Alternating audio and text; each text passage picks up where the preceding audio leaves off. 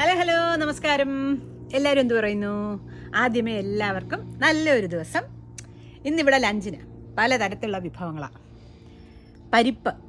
പരിപ്പും ഞാൻ ചീരയും കൂടെ ഇട്ട് ഒരു മുളോഷിയം പോലെ ഉണ്ടാക്കി. ഇത് പുളിങ്കറി, അമ്മയുടെ സ്പെഷ്യലാണ്. മത്തങ്ങയും കുറച്ച് ചേമ്പും കൂടെ ഇട്ടുള്ളൊരു പുളിങ്കറി.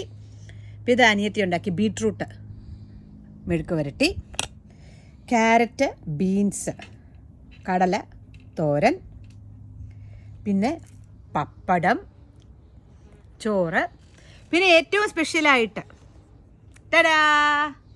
അതാണ് നമ്മുടെ ബജ്ജി. ബ്രെഡ് ബജ്ജിയുണ്ട്. വീട്ടിൽ മുളകുണ്ടായി, കപ്പമുളക്.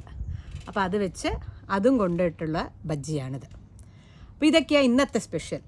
എല്ലാവർക്കും നല്ലൊരു ദിവസം.